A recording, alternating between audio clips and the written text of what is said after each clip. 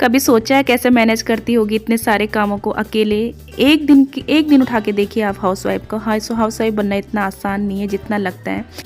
उसके एक दिन में मिलेगा आपको दूसरों का ख्याल रखना, घर के कामों को करना, किचन में जाके सबके लिए खाना पकाना और पूरे घर और किचन को अच्छे से व्यवस्थित मैनेज करना।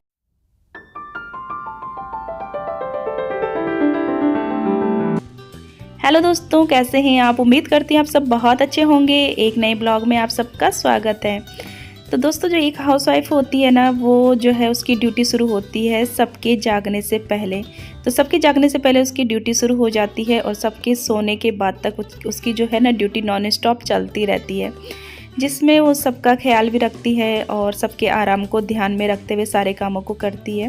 पूरे घर किचन को अच्छे से मैनेज व्यवस्थित करके रखती है और सबकी सेहत का भी ख्याल रखती है। तो चलिए जी, आज का रूटीन आपके साथ शेयर कर रही हूँ, कैसे अपने कामों को मैनेज करती हूँ आसान तरीके से और सबका ख्याल रखते हुए बढ़ते हैं आगे की ओर। तो यहाँ पे लंच हस्बैंड का टिफ़िन पैक हो रहा है, हस्बैंड जी का टिफ़िन पैक हो रहा है। और आज मैंने उनको मट्ठा भी दिया है, क्योंकि अब गर्मियों का टाइम आ रहा है ना, तो मट्ठा पीना काफ़ी अच्छा रहता है। ठंडक मतलब पेट के लिए काफ़ी अच्छा रहता है। तो चलिए जी, यहाँ पे मट्ठा टिफ़िन पैक करके मैंने उनको दे दिया है और इसके बाद ही मैं अपने आगे के कामों को करते रहूँगी। जब सबसे पहले जो है मेरी ज़िम्मेदारी है इनको आराम से नाश्ता करवा के ड्यूटी भेजना। ये जा चुके हैं। बच्चों के आजकल एग्ज़ाम चल रहे हैं, तो बस बच्चों का इतना ज़्यादा टेंशन नहीं है, क्योंकि उनके जिस दिन एग्ज़ाम होते हैं उसी दिन उनको स्कूल जाना होता है। बाकी दिन वो छुट्टी पे हैं, अपना तैयारी करते हैं घर में बैठ के। तो बस हमारी जो कुछ रात की तैयारी करते हैं हम। जो समझदार गृहिणी होती है ना, वो अपना बहुत सी तैयारियों को रात से ही करके रख लेती है, ताकि सुबह का टाइम उसके लिए आसान बना रहे। और ऐसे ही बहुत सी चीज़ों को मैं भी रात को करके रख देती हूँ, जैसे सुबह के लिए सब्ज़ी कट करके रखना होता है और भी बहुत सारी चीज़ें। तो यहाँ पे जो है मैंने बातों बातों में पूरा किचन को समेट लिया है। जब मेरा सुबह का नाश्ता बनता है, हस्बैंड चले जाते हैं, तो उनके जाने के बाद मैं जितने भी बर्तन होते हैं किचन में उनको धो लेती हूँ और किचन को अपनी समेट लेती हूँ, क्योंकि गंदी किचन को छोड़ना मुझे अच्छा नहीं लगता है। और इधर मैंने आज ये किचन की खिड़की है जो कि बाहर से मैंने खोल दी है, क्योंकि अब थोड़ा सा वैसा टाइम आ गया ना गर्मियों का, तो बस इसको मैं खोलने से पहले जो है साफ़ करूँगी। तो मैं इस वाली खिड़की को अंदर से साफ़ कर रही थी, फिर मुझे ध्यान आया कि मैं इसको बाहर से खोल देती हूँ। पहले बाहर से इसको साफ़ कर देती हूँ। तो बाहर से जैसे कि धूल वगैरह साफ़ कर दूँगी, तो फिर अंदर जो भी रहेगा वो मैं अब जाके सफाई कर लूँगी।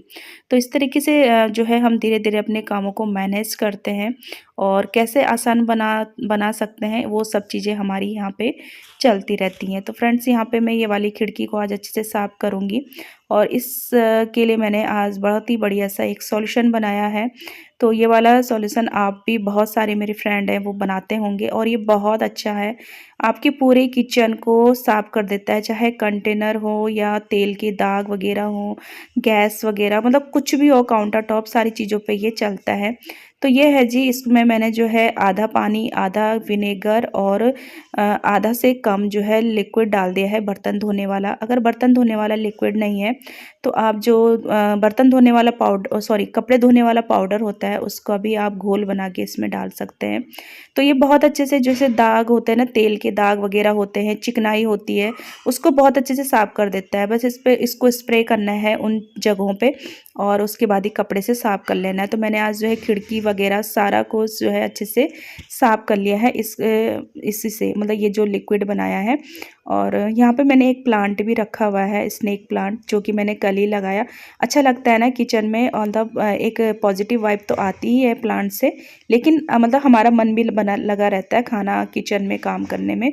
तो बस यहाँ पे मैंने अपने गैस पे भी वही लिक्विड डाला है और इससे ना मेरी सफाई करना बहुत आसान हो गया है।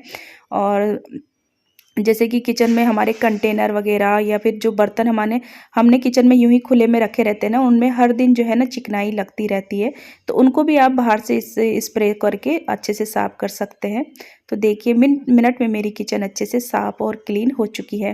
तो चलिए जी, बनाते हैं अब अपने लिए चाय। ये मेरी सुकून वाली चाय होती है, जिसको पीना और बनाना मुझे बहुत ही अच्छा लगता है। इसका वेट मैं बहुत, जैसे ही मैं उठती हूँ ना, उठने के बाद से जैसे मेरे काम शुरू होते हैं ना, तो इस वाली चाय के लिए मैं बहुत वेट कर, मतलब बहुत अच्छा लगता है, मतलब ये वाला समय मुझे बहुत अच्छा लगता है। तो बस यहाँ पे मैंने चाय रख दी है, साथ के साथ जो रात के बर्तन होते हैं, तो रात के बर्तन मैं हमेशा रात को धुल के रखती हूँ। इनको कभी भी सिंक मतलब जूठा नहीं छोड़ती हूँ सुबह के लिए।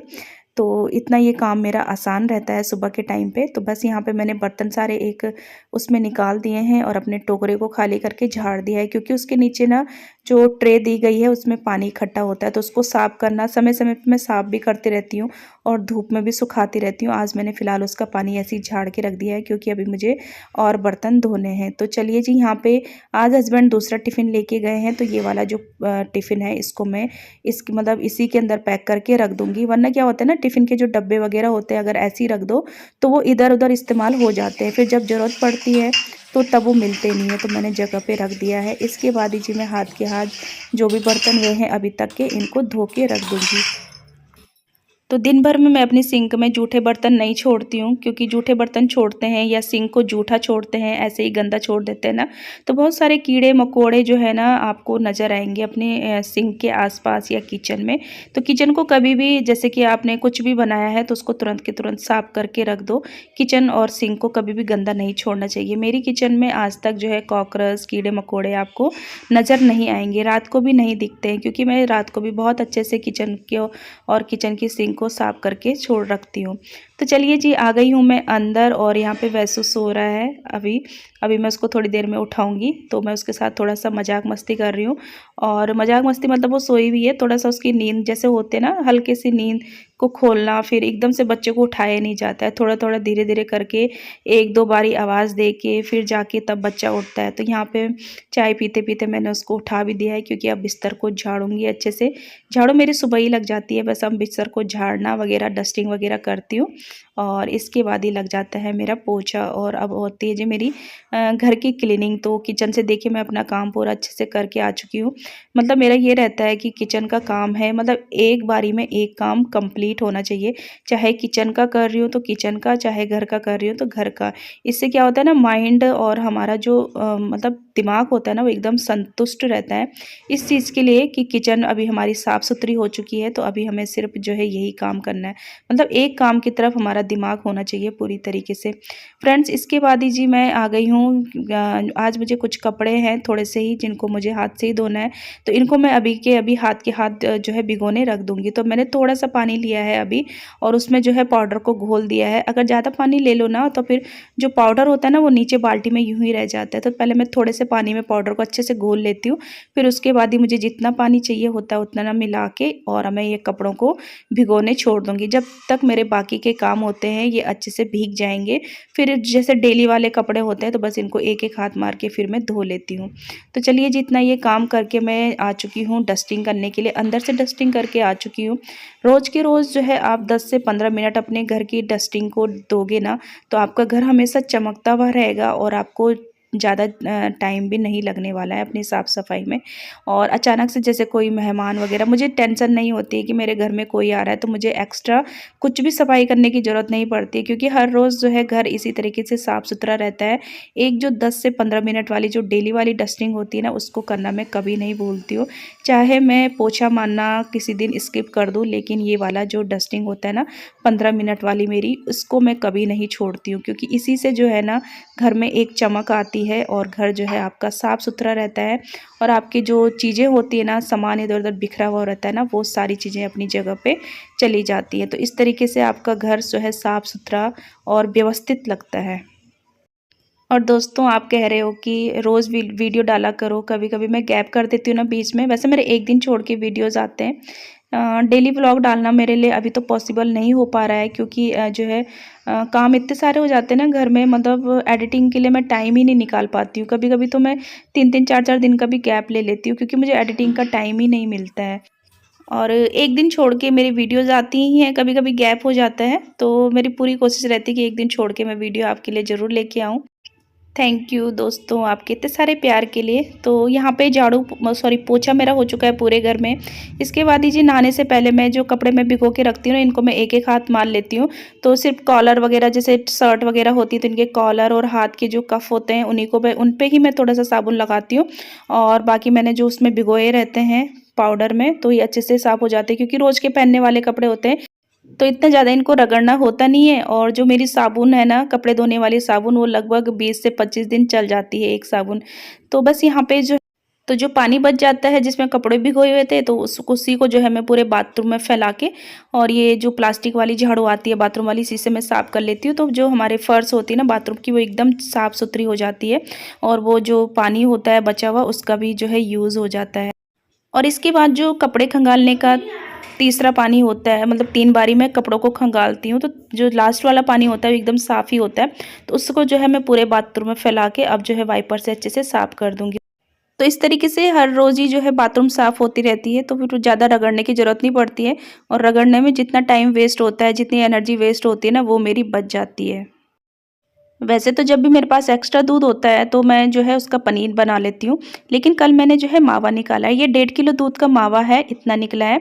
तो इसका मैं भोग बना के रखूँगी, मतलब लड्डू बना के रखूँगी, तो कानों के भोग के लिए इस्तेमाल होती हैं।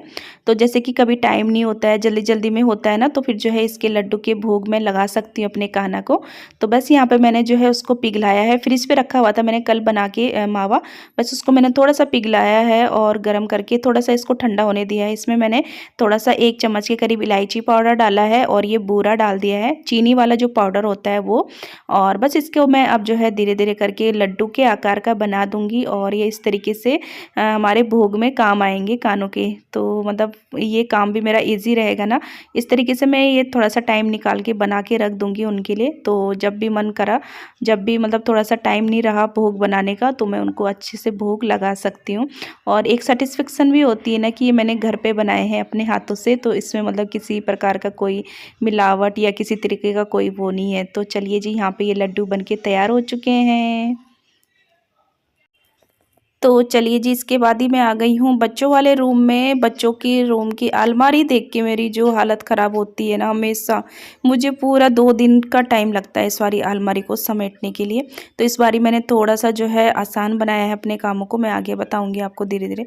तो मैंने फटाफट से जो है बच्चों की अलमारी खाली करनी शुरू कर दी है। जो हैंगर में पहले कपड़े टंगे हुए थे, उनको निकाल के फ़ोल्ड करके रख दिया है, क्योंकि ये सब जाएँगे अब बेड बॉक्स के अंदर, और जितने भी मोटे-मोटे जैकेट्स वग़ैरह हैं सारे। तो इसके बाद जी मैंने इनको फ़ोल्ड करके रखा है, फिर जाके जो है मैं ये सारा सामान सारे कपड़े बाहर निकालूँगी। और पहले मैं इनको फ़ोल्ड करके एक साइड रख दूँगी, फिर जाके मैं गर्मियों के कपड़े निकालूँगी। और पहले मैं ऊपर का पोर्शन करूँगी, जो खुशी का है, नीचे का पोर्शन जो है भैंसों का होता है। तो पहले ऊपर का करूँगी। पहले मैं जो है यहाँ पे मैंने सारे कपड़े निकाल दिए हैं। इसके बाद जी मैं यहाँ पे एक कपड़ा ले लिया है, उससे मैं पूरी अलमारी को अच्छे से साफ़ कर लूँगी।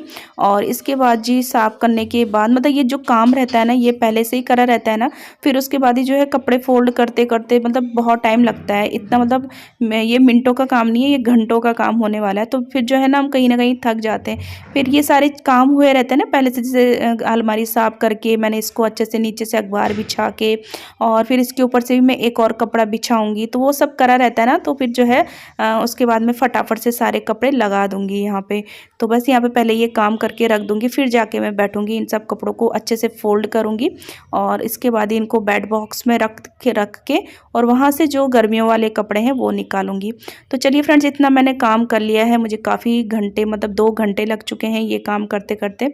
और यहाँ पे मैंने ये ऑर्गेनाइज़र मंगाए हुए हैं, क्लॉथ और ऑर्गेनाइज़र बॉक्स हैं ये, तो इनका जो है मैं इस्तेमाल करने वाली हूँ। और मतलब बच्चों की जो अलमारी होती है ना, बहुत ज़्यादा मैसी होती है, तो अब जो है ना कपड़े मैसी नहीं होंगे, जो भी रहेंगे इसके अंदर रहेंगे, पूरे अलमारी में नहीं फैलेंगे। तो इस तरीके से देखिए मैंने 3 बॉक्स अभी रेडी कर दिए हैं, और इनको मैं लगा दूँगी अलमारी पे, और काफ़ी सुंदर भी लग रहे हैं। और फैले-फैले मतलब फैली-फैली अलमारी नहीं लग रही है। पहले की अलमारी आप देखिए, एक के ऊपर एक जब हम कपड़े रखते हैं तो मतलब काफ़ी फैले हुए भी लगते हैं, और मतलब कितना भी आप उनको व्यवस्थित करके रख लो, वो होते ही नहीं है। बच्चों की अलमारी तो ऐसी है कि बच्चे मतलब कर ही देते हैं, एक कपड़ा निकालो तो दूसरा कपड़ा भी नीचे गिर जाता है, और इस चक्कर में जो है पूरी अलमारी हमारी मैसी हो जाती है।